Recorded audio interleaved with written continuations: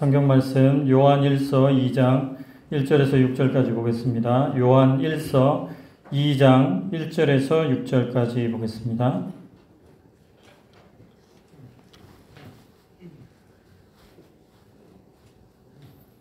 같이 읽겠습니다.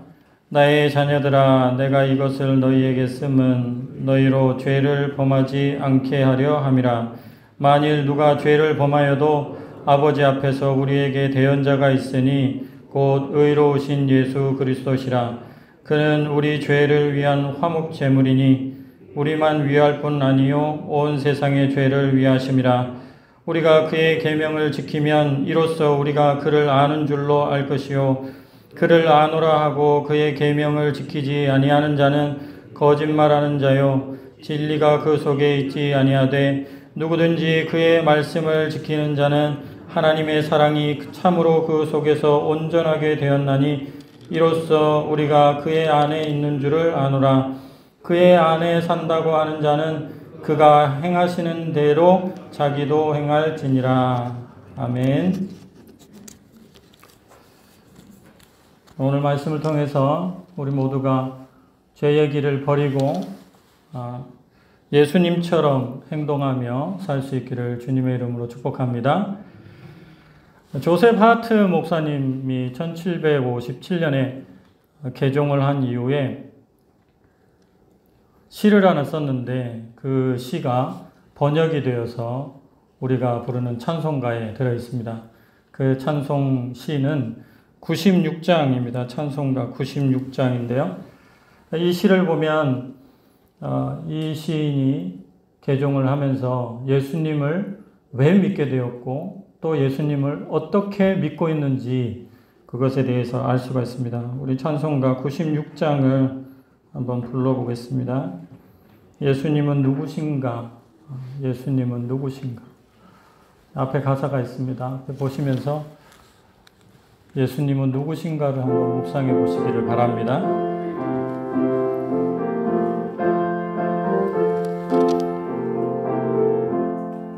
예수님은 누구신가? 오는 자의 위로와 없는 자의 풍성이며 천한 자의 높음과 잡힌 자의 노임되고 우리 기쁨 되시네. 예수님은 누구신가? 약한 자의 강함과 눈먼 자의 빛이시며 병든 자의 고침과 죽을 자의 부활되고 우리 생명 되시네. 예수님은 누구신가? 주한 자의 정함과 죽을 자의 생명이며 죄인들의 중보와 멸망자의 구원되고 우리 평화 되시네. 예수님은 누구신가? 온 교회의 머리와 온 세상의 구주시며 모든 왕의 왕이요 심판하실 주님 되고 우리 영광 되시네. 아멘. 예수님은 누구신가? 우리의 기쁨 되시고 우리의 생명 되시고 우리의 평화 되시고 우리의 영광 되신다. 구체적으로 아는 내용들이 많이 있는데 우리 성도님들은 예수님을 누구라고 고백하십니까? 예수님은 여러분들에게 누구이십니까? 한번 생각하고 다시 한번 정리하면서 기록해보고 또 마음에 새겨볼 일인 것 같습니다. 사도 요한은 죄와 관련해서 예수님에 대해서 오늘 본문에서 세 가지를 가르쳐 줍니다. 예수님은 누구십니까? 첫 번째, 예수님은 우리 죄를 위해서 변호해 주시는 변호사이십니다. 요한일서 2장 1절 말씀 같이 읽겠습니다. 나의 자녀들아, 내가 이것을 너희에게 쓰면 너희로 죄를 범하지 않게 하려 함이라. 만일 누가 죄를 범하여도 아버지 앞에서 우리에게 대언자가 있으니 곧 의로우신 예수 그리스도시라. 아멘.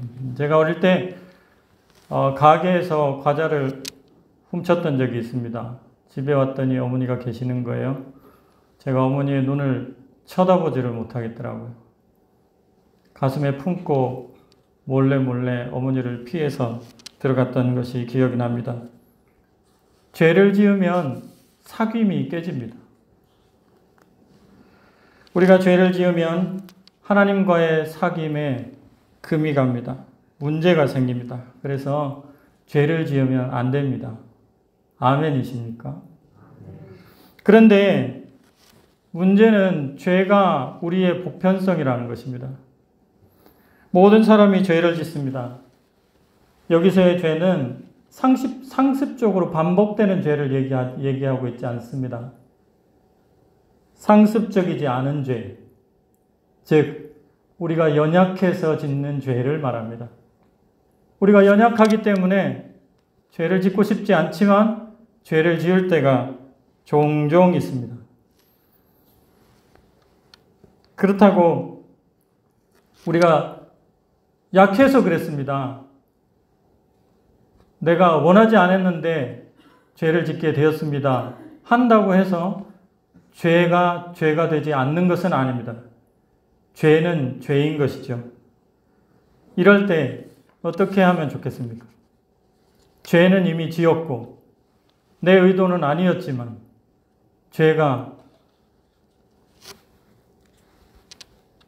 내가 죄를 지었습니다. 이럴 때는 사도 요한이 가르쳐 줍니다. 예수님의 이름으로 죄 용서를 구하라고. 아멘이십니까? 왜 예수님의 이름으로 죄 용서를 구해야 할까요? 그것은 하나님께서 예수님을 우리의 법정 변호사로 세워 주셨기 때문입니다. 사도 요한은 말씀하시기를 죄를 안 짓는 것이 제일 좋지만 그것이 표준이지만 만일 죄를 짓게 되면 예수 그리스도라는 변호사를 찾아서 가서 자백해라. 이렇게 우리에게 권면하고 있습니다. 오늘 말씀 1절을 다시 한번 보면 나의 자녀들아 내가 이것을 너희에게 쓰면 너희로 죄를 범하지 않게 하려 함이라.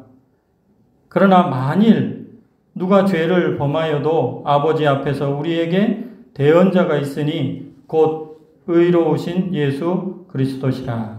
아멘. 대언자가 있습니다. 여러분, 대언자라는 말은 중보자, 중재자, 돕는 자, 그리고 변호자라는 뜻이 있습니다. 우리에게는 우리의 죄를 변호해 주시는 예수 그리스도 변호사가 있으십니다. 아무도 우리를 정죄할 수가 없습니다. 로마서 8장 34절에 보면 이런 말씀이 있습니다. 같이 한번 읽어보겠습니다. 로마서 8장 34절입니다. 시작. 누가 정죄하리요? 죽으실 뿐 아니라 다시 살아나신 이는 그리스도 예수시니 그는 하나님 우편에 계신 자요 우리를 위하여 간구하시는 자신이라. 아멘. 누가 우리를 정죄하리요? 이렇게 얘기하면서 바울 사도도 변호사 되시는 예수 그리스도를 바라보라. 예수 그리스도 그분께 자백하라. 이렇게 말씀하고 있습니다. 여러분, 사탄은 우리가 죄를 짓도록 유도합니다. 그리고 죄를 지으면 이때다 참소합니다. 성경에 그러한 예가 많이 나오죠. 특별히 욥에 대해서 우리는 잘 알고 있습니다. 욥이 그 한 예가 될 것입니다. 욥은 당대에 하나님을 경외하고 정직하여 악에서 떠난 자라는 평을 받았던 하나님 앞에 의인이었습니다. 그런데 사탄이 하나님 앞에 와가지고 하는 얘기가 하나님, 욥이 까닭 없이 그럴 리가 있겠습니까? 하나님께서 물질을 채워주시고 자식들 잘되게 해주시고 그렇게 하니까 하나님께 잘하는 것이지, 하나님 그 물질과 그런 것들 다 걷어가 보십시오. 그러면 반드시 욥이 욕할 것입니다. 이렇게 사탄이 그 환경을 조성합니다. 욥기 1장 9절에서 11절 말씀을 같이 한번 읽어보겠습니다. 욥기 1장 9절에서 11절입니다. 시작. 사탄이 여호와께 대답하여 이르되 욥이 어찌 까닭 없이 하나님을 경외하리까? 주께서 그와 그의 집과 그의 모든 소유물을 울타리로 두르심 때문이 아니니까? 주께서 그의 손으로 하는 바를 복되게 하사 그의 소유물이 땅에 넘치게 하셨음이니이다. 이제 주의 손을 펴서 그의 모든 소유물을 치소서. 그리하시면 틀림없이 주를 향하여 욕하지 않겠나이까? 사탄은 우리가 죄를 범하도록 환경을 조성합니다. 그리고 죄를 범하면 바로 참소합니다. 하나님께 참소했을 때에 정의로운 하나님은 벌을 내리실 수밖에 없습니다. 그때 우리의 변호사이신 예수 그리스도께서 하나님의 보좌 우편에서 하나님을 향하여 바라보시면서 우리를 변호하신다고 합니다. 하나님, 그 하나님께서 우리를 위하여 변호사 예수 그리스도를 하나님 우편에 앉혀 놓으신 것입니다. 뭐라고 변호하시겠습니까? 죄가 없다고 변호할 수는 없습니다. 왜냐하면 죄가 있기 때문에 그렇습니다. 또 죄를 가볍게 다룰 수도 없습니다. 왜냐하면 죄는 작은 것이든 무거운 것이든 똑같기 때문입니다. 그렇다면 우리의 변호사이신 예수 그리스도께서는 우리의 죄를 어떻게 다루어 변호하시겠습니까? 첫 번째, 예수님께서 우리를 변호하실 때 첫 번째 변호는 이것입니다. 하나님, 이 사람은 자기의 죄를 낱낱이 다 자백하였습니다. 요한일서 1장 9절입니다. 요한일서 1장 9절을 같이 한번 읽어보겠습니다. 만일 우리가 우리 죄를 자백하면 그는 미쁘시고 의로우사 우리 죄를 사하시며 깨끗하게 하실 것이요. 아멘. 우리가 우리 죄를 자백하면, 우리가 죄를 지었을 때 우리 죄를 자백하면 그때 예수 그리스도께서 하나님께 우리를 변호해 주시는 것입니다. 그런데 죄를 자백한다는 것이 무슨 말입니까? 어떤 것이 죄를 자백하는 것입니까? 칼빈은 죄를 자백한다는 것은 죄인임을 인정하는 뜻이라고 그렇게 해석합니다. 여러분, 뭐가 차이가 있는지 아시겠습니까? 죄를 자백하는 것과 내가 죄인임을 인정하는 것, 어떤 것이 더 포괄적입니까? 내가 죄인임을 인정하는 것, 그것이 더 포괄적입니다. 내가 어떤 죄를 지었습니다. 그 죄에 대하여 용서해 주십시오 차원을 넘어서 내가 그 죄를 지었기 때문에 나는 내 존재 자체가 죄인입니다. 이렇게 고백을 하는 것입니다. 그것이 바로 내가 내 죄를 자백하는 것입니다. 여러분, TV에서 죄인들을 종종 보지 않습니까? 뉴스만 틀면 죄인들이 나옵니다. 여러 가지 모습이 있는데요. 어떤 여자분 펜션에서 전 남편을 죽이고 또 재혼한 남편의 아이를 살해하고 그 잡혀 들어간 그 여자 기억나시죠? 근데 그 이 여자의 특징이 있습니다. 머리가 길어서 방송에 나올 때나 뭐 외부에 알려질 때는 항상 긴 머리를 가지고 얼굴을 가리는 겁니다. 그것이 이슈가 됐습니다. 도대체 저 여자는 얼굴을 공개하기로 되어 있는데도 머리를 내려가지고 일부러 머리로 얼굴을 가리는 거죠. 그때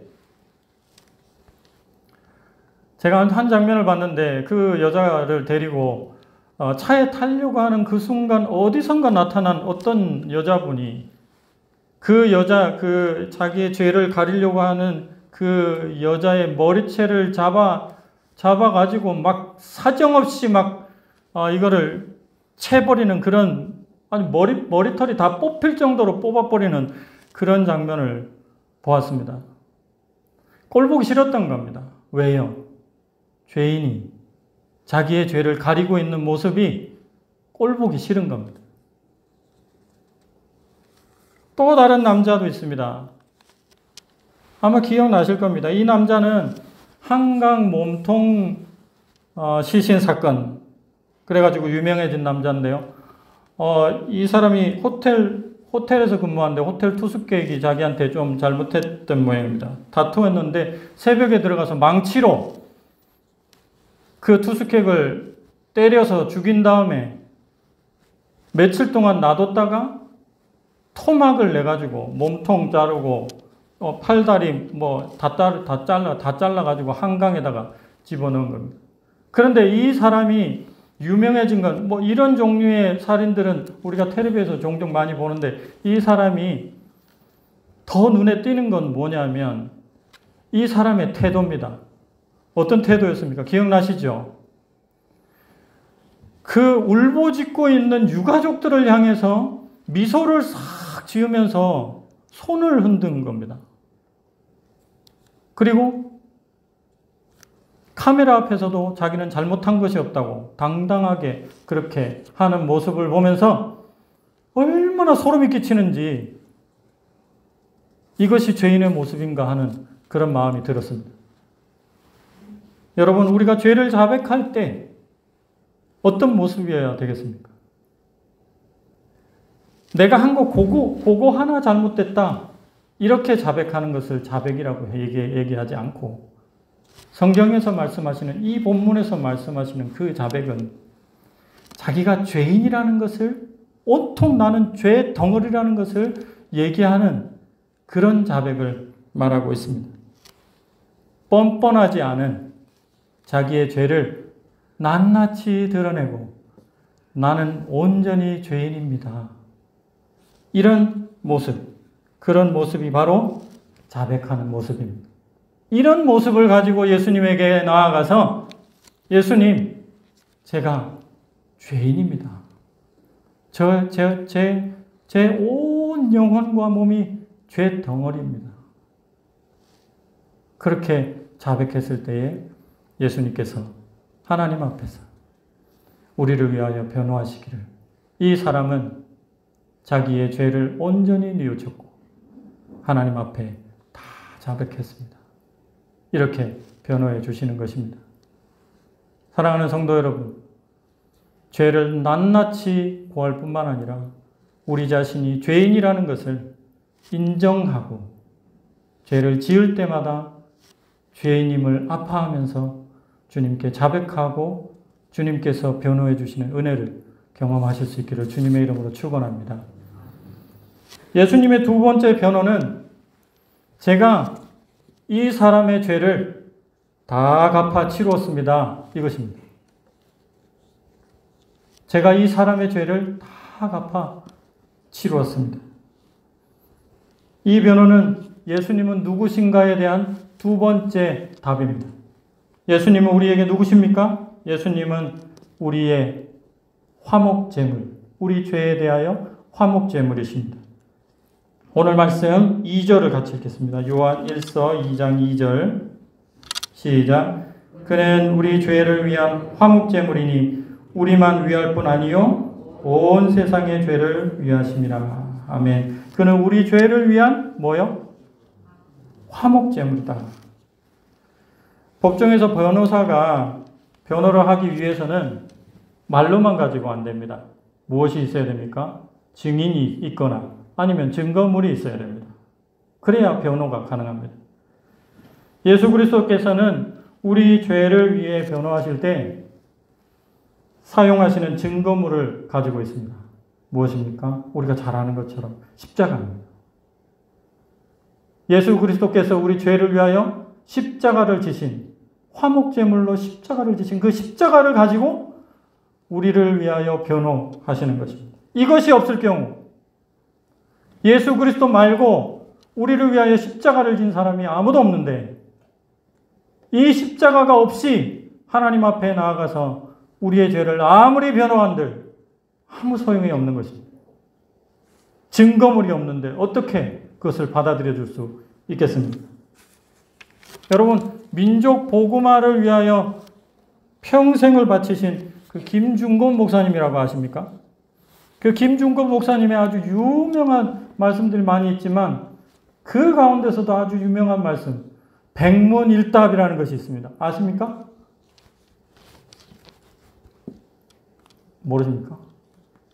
백문일답. 답이 뭐겠습니까? 진짜 모르시는가 보네. 예수 그리스도가 답입니다. 예수 그리스도. 그 백문일답 중에 100가지 질문을 하는데 그게 다 답이 예수 그리스도입니다. 그 질문 중에 이러한 질문이 있습니다. 우리에게 자신의 모든 것을 주신 분은 누구십니까? 자, 한번 해보겠습니다. 다시. 자, 예수 그리스도. 그게 답이라니까요. 자, 뜻을 생각하세요. 뜻을 생각하시면서.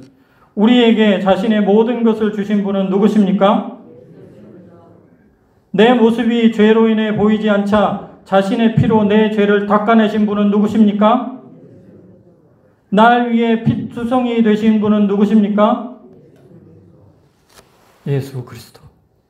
100가지 질문을 하는데 그 중에 오늘 우리가 다루는 이 두 번째 주제와 관련된 것이 바로 이것입니다. 내 모습이 죄로 인해 보이지 않자 자신의 피로 내 죄를 닦아주신 분이 누구십니까? 예수 그리스도. 날 위해 피투성이 되신 분은 누구십니까? 예수 그리스도. 저는 어릴 때 굉장히 부러운 친구가 하나 있었습니다.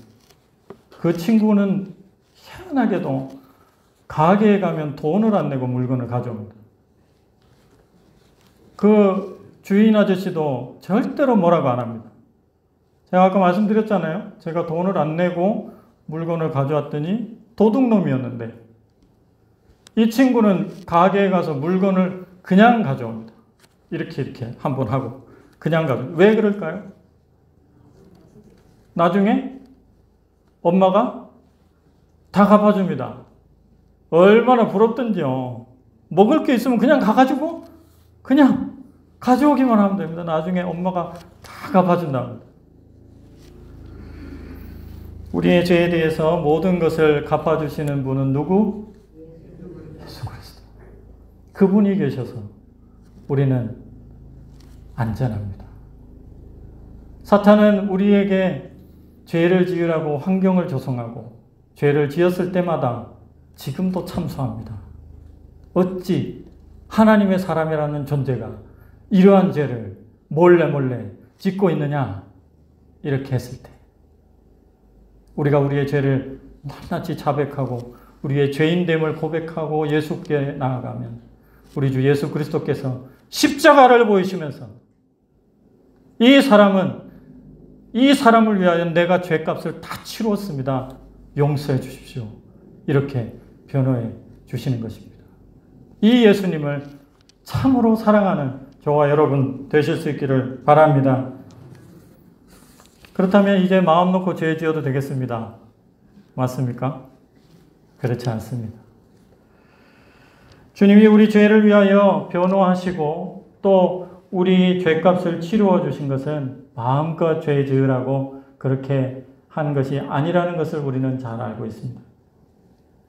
그 의미가 아니라 주님처럼 살라고, 새 사람 되어 살라고 우리 주님께서 변호하시고 우리 죄를 위하여 피를 흘려 주신 것으로 믿습니다.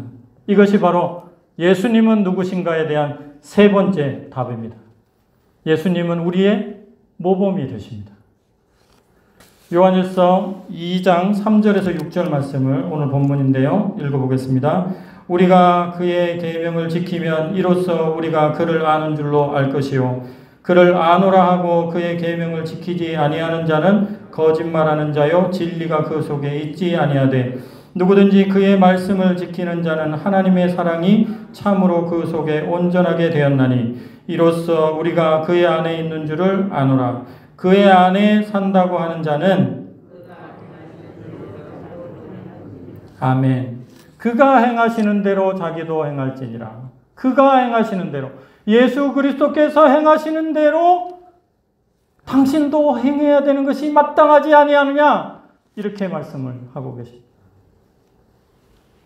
여러분, 이제 죄의 길을 버리고 예수님처럼 행동하면서 사실 수 있기를 주님의 이름으로 축원합니다. 행하다라는 말은 빚을 진다는 뜻이라고 해요.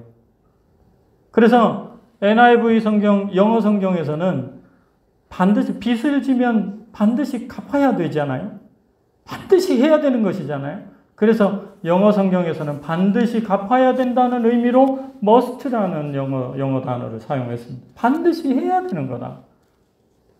내가 죄의 용서를 받고 예수 그리스도의 변호를 받아서 죄의 용서함을 받았다면 반드시 예수 그리스도께서 행하셨던 것과 같은 삶을 살아야 된다.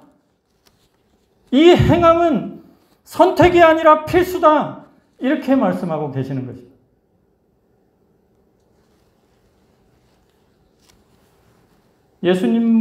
예수님으로 인해 빚 탕감받은 사람은 예수님처럼 사는 것으로 빚을 갚아야 된다는 말씀입니다. 갚을 수 없지요.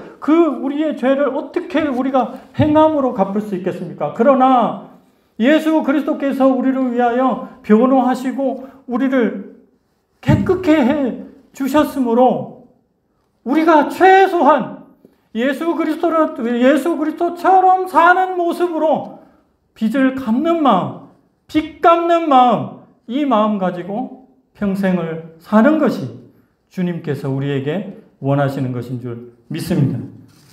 어느 날 죄인이라고 판단되는 어떤 여인이 예수님께 왔습니다. 와가지고 눈물을 흘리면서, 사람들은 지금 그 여자가 죄인이라는 것을 다 알고 있습니다. 아마 예수 그리스도는 분명하게 그 여자가 죄를 얼마나 많이 졌는지 통찰력을 가지고 다 알고 계셨을 것입니다. 그러나 예수 그리스도께서 그 여인이 와가지고 눈물을 흘리면서 그 머리카락으로 발을 씻는데 가만히 있는 겁니다. 그리고 그 여인이 예수님께 향유를 가지고 왔습니다. 그리고 그 향유를 깨서 예수 그리스도의 발에 바르면서 계속해서 눈물을 흘리면서 그 발을 씻어냅니다. 그랬을 때에 예수 그리스도께서 가만히 계십니다. 사람들은 마음속으로 저 여자가 죄인인 것을 저 사람은 모른단 말이냐, 이런 마음을 가지고 있었습니다. 그럴 때에 예수님께서 시몬에게 물어보셨습니다. 시몬아, 내가 이야기를 하나 해줄 테니 네가 대답을 한번 해봐라. 빚을 주는 사람이 있었다. 그런데 빚을 주는 사람이 빚을 두 사람에게 나눠주었는데 한 사람은 500데나리온을 나눠줬고 한 사람은 50데나리온을 나눠줬다. 가만히 보니까 이 두 사람이 갚을 능력이 없더라. 그래서 내가 이 빚진 자가 빚을 주는 자가 빚진 자에게 이것을 탕감해 주었다. 그랬을 때에 어떤 사람이 이 빚을 주는 사람을 더 사랑하겠느냐, 이렇게 물어보았습니다. 그랬더니 시몬이 하는 얘기가 더 많이 빚을 진 사람이 더 많이 사랑할 것 같습니다. 이렇게 얘기를 한 것입니다. 여러분, 지금 울면서 와가지고 향유를 붓고 아무 말도 못하고 예수님의 발을 닦으면서 예수 그리스도 사랑하는 것을 표하고 있는 이 여인은 500데나리온 빚진 자일 것 같습니까? 50데나리온 빚질 자인 것 같습니까? 500데나리온 빚진 자 아닐까요? 그러면 예수 그리스도께서 어떤 여인이 잡혀왔을 때에 사람들이 돌로 치려고 전부 다 어떻게 하나 보자 하고 다 돌을 들고 있을 때 예수 그리스도께서 어떤 여인, 그 여인, 가늠하다 잡혀온 그 여인을 용서해 주시면서 하신 이야기가 무엇입니까? 사람들에게 하신 이야기가 무엇입니까? 죄 없는 자가 돌로 치라, 그렇게 했습니다.